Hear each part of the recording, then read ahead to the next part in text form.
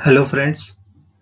अब हम स्टार्ट करेंगे important topics on environment useful for GK paper and environmental science optional paper, दोनों के काम में आएगा आपके। अब significance of previous year question papers, it helps to identify important topics which are favourite of RPSC, helps to cover various dimension of each topic, easy to revise, many question will be in exam from these topics, update old questions with current news। अब आपको इसकी importance पता चल जाएगी कि एक एक question पे अपन एक एक टॉपिक कंप्लीट करेंगे और ये बहुत बार रिपीट होता है, यही टॉपिक एग्जाम में रिपीट होंगे। Question number 1, carbon dioxide absorbs strongly in infrared region and its presence in atmosphere decreases the loss of heat from earth by radiation. This is called, options are carbon dioxide burning, carbon dioxide recycling, carbon greenhouse effect. So the correct answer is D, greenhouse effect। अब इसका explanation देखते हैं। The greenhouse effect is a naturally occurring phenomenon that is responsible for heating of earth surface and atmosphere.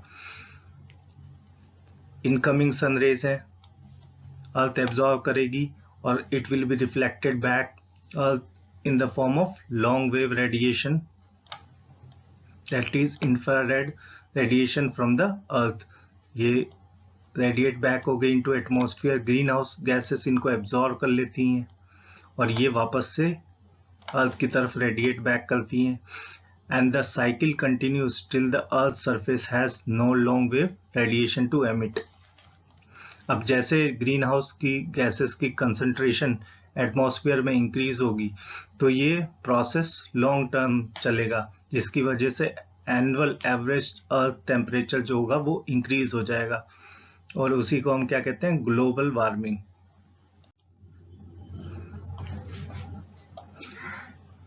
अब green house gases कौन कौन सी हैं ये देखते हैं। ये क्योटो प्रोटोकॉल के अंदर दी हुई है ये 6 ग्रीन हाउस गैसेस, ये आपको याद होनी चाहिए, इसके ऊपर क्वेश्चन पक्का पूछता है। First one is carbon dioxide, second methane, nitrous oxide, hydrofluorocarbon, perfluorocarbon, sulphur, hexafluoride. ये 6 गैसेस हैं, ये आपको याद रखनी है। फिर question number 2, freons causes great environmental damage, what are they? Options are mix carbon gases, mix chlorofluorohydrocarbons, mix sulphur gases and D is free gases. तो so correct answer is B, mix chlorofluorohydrocarbons. The chlorofluorocarbon compounds CFCs बोलते हैं जिनको, of methane and ethane are collectively known as freons. They are the main reason of ozone layer depletion. कहाँ पे use होते हैं? Use in refrigerator, air conditioners, plastic forms and by the electronic industry. Electronic industry में ये electronic parts को cleaning करने के काम आते हैं। इन स्ट्रेटोस्फीयर, कौन सी लेयर में रहते हैं? स्ट्रेटोस्फीयर में। They are get broken down by powerful UV radiation releasing chlorine free radical. तो ये ट्रोपोस्फीयर के अंदर तो हार्मफुल नहीं है, स्ट्रेटोस्फीयर में इनका रिएक्शन होता है और ये फ्री रेडिकल के फॉर्म में ओजोन से रिएक्ट करते हैं। ये रिएक्शन देखो, क्लोरोफ्लोरोहाइड्रोकार्बन्स सनलाइट इनके ऊपर एक्ट करेगी, ये फ्री रेडिकल बन जाएंगे। ये क्लोरीन जो फ्री रेडिकल बना है ये ओजोन के साथ रिएक्ट करेगा यहाँ पे और ये ओजोन को ब्रेक डाउन कर देगा और in the end it will again regenerate in the process।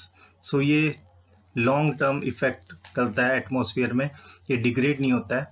thus the CFCs are transporting agent for continuously generating chlorine radicals into the stratosphere and damaging the ozone layer। question number 3, which of the following is not a plant hormone?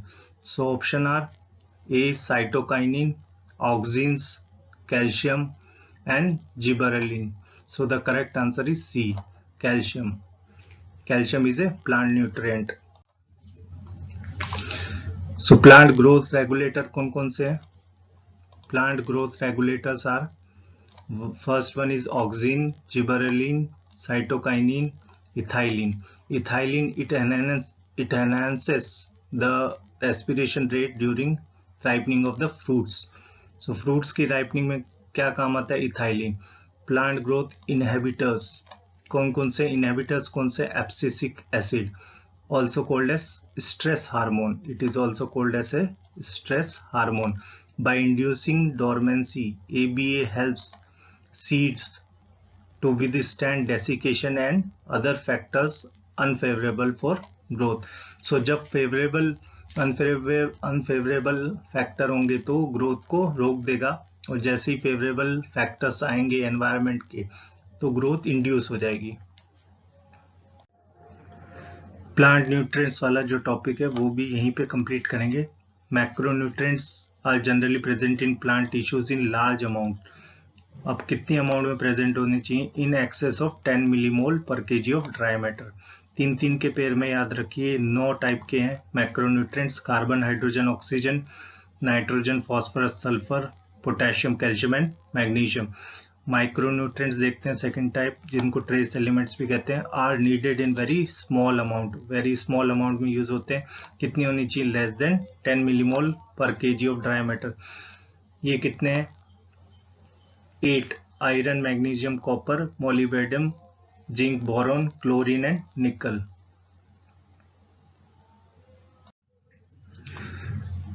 Question number 4.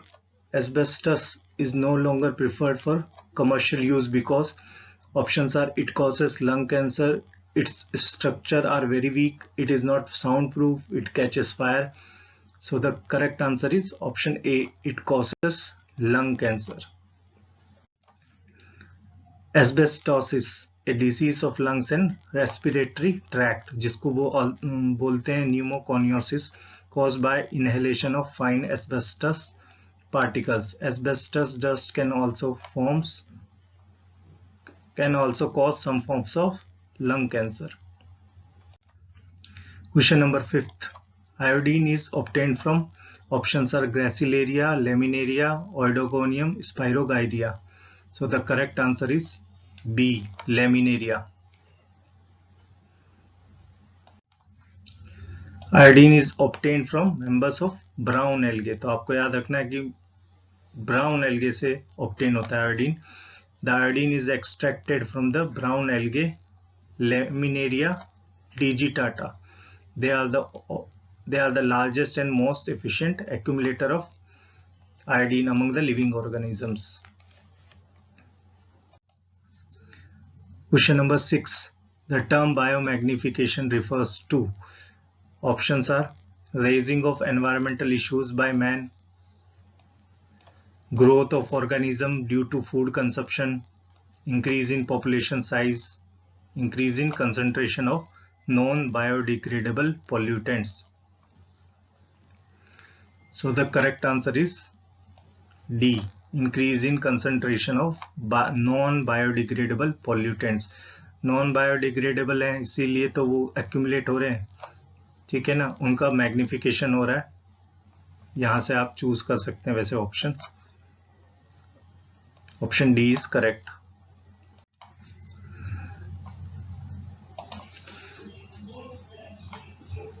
Biomagnification refers to increase in concentration of toxicant at successive trophic levels. जो ecosystem के trophic levels होते हैं उनमें successive trophic level में इसका concentration increase होगा toxicants का, उसको बायोमैग्निफिकेशन बोलते हैं. रीजन क्या है इसका? Toxic substances accumulated by an organism cannot be metabolized or excreted and is thus passed on to next trophic level. Example क्या है? Mercury and DDT. High concentration of DDT disturbs calcium metabolism in birds, which causes thinning of eggshell and premature breaking, eventually causing decline in bird population.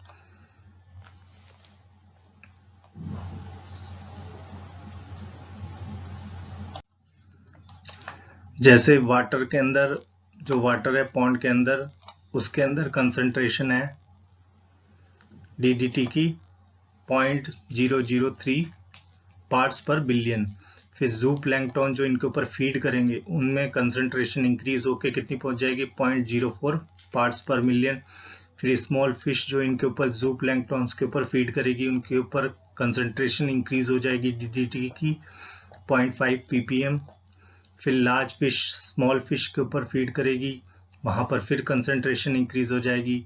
और fish eating birds जो हैं वो large fish को feed करेगी, उस पर feed करेगी तो कंसंट्रेशन और इंक्रीज हो जाएगी। तो जैसे जैसे सक्सेसिव ट्रॉफिक लेवल बढ़ रहे हैं वैसे ही कंसंट्रेशन इंक्रीज हो रही है टॉक्सिकेंट्स की, इसी को बायोमैग्निफिकेशन बोलते हैं। Question number 7. Which part of the world has a high density of organisms? So options are grasslands, savanna, deciduous forest, tropical rainforest. तो ऑब्वियस सी बात है कि ट्रॉपिकल रेन फॉरेस्ट में सबसे ज्यादा होंगे high density of population organism, क्योंकि वहां पे सनलाइट और रेनफॉल अच्छी होती है, ज्यादा होती है इन सब के मुकाबले। Therefore, tropical rainforest में high density of organism होंगे। The combination of constant warmth and abundant moisture makes the tropical rainforest a suitable environment for many plants and animals. Tropical rainforests contain the greatest biodiversity in the world. याद रखना greatest biodiversity होती है tropical rainforest के अंदर। Question number 8. The definition of biosphere is Options are the earth and its atmosphere which is inhabited by living organism. B is all living organisms on earth. C is all plants on earth. D is all the animals on earth. So biosphere आपको पता है कि lithosphere, hydrosphere and atmosphere का combination जो होता है उसमें एक नैरो जोन होता है, उसको बोलते हैं। सो ऑब्वियस सी बात है लिथोस्फीयर एंड हाइड्रोस्फीयर अर्थ के अंदर आ गया एंड इट्स एटमॉस्फेयर। यहां से हम ऑप्शन ए को करेक्ट, अगर हमें बेसिक पता है, सिर्फ बेसिक पता है तो ऑप्शन ए इज करेक्ट पता चल रहा है और ऑप्शन ए ही आंसर है इसका। एक्सप्लेनेशन देखते हैं। The surface of the earth is a complex zone in which 3 main components of the earth environment meets, overlap and interact.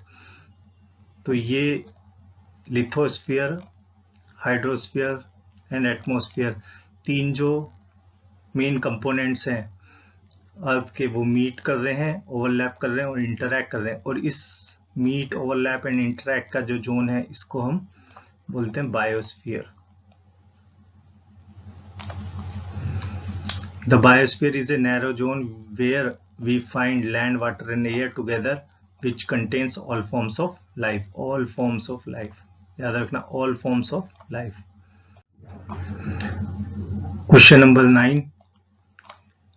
Rhododendron is the characteristic vegetation of, options are tropical zone, alpine zone, mangrove belt, Gangetic plains.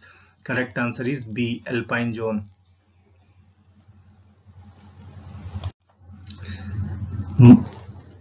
Mountain forest एक topic है, ये आपके geography में भी है पर इसको हम यही करेंगे।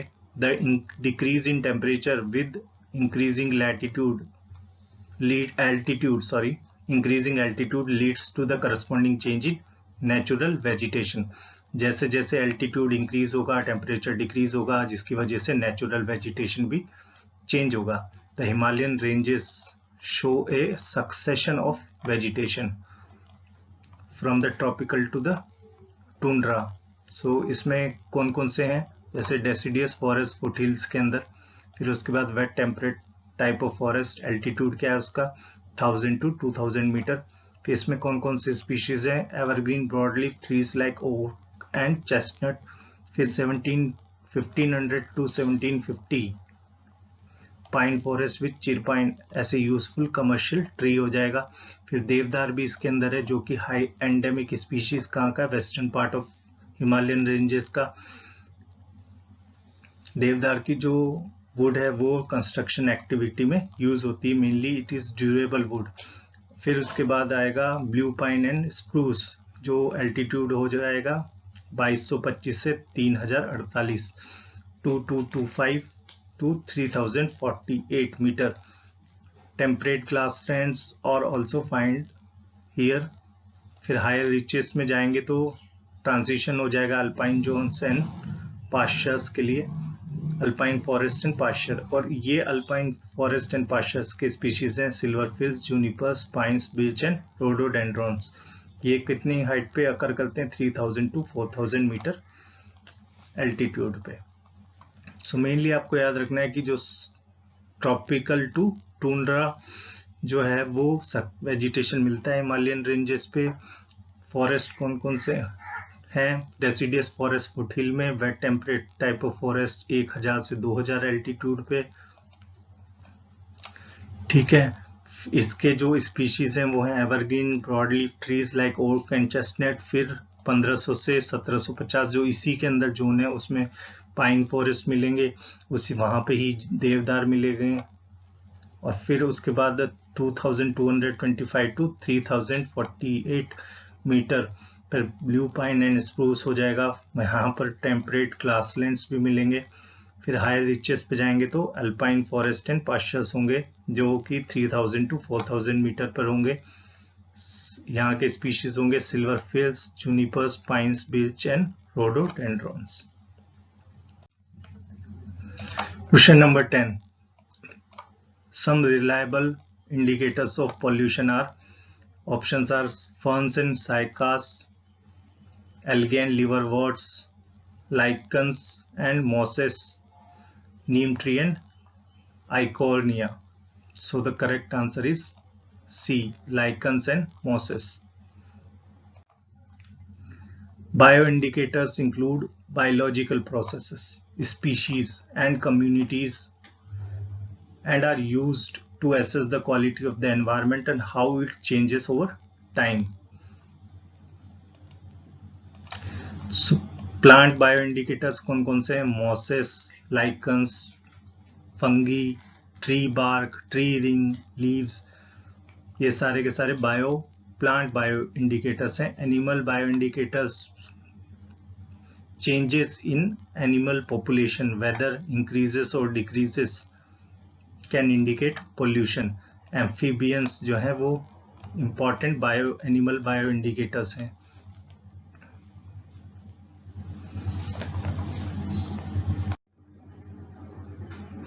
हम ऐसे ही डेली 10 एनवायरनमेंट टॉपिक्स कंप्लीट करेंगे और आप चैनल को प्लीज सब्सक्राइब कीजिए। Thank you.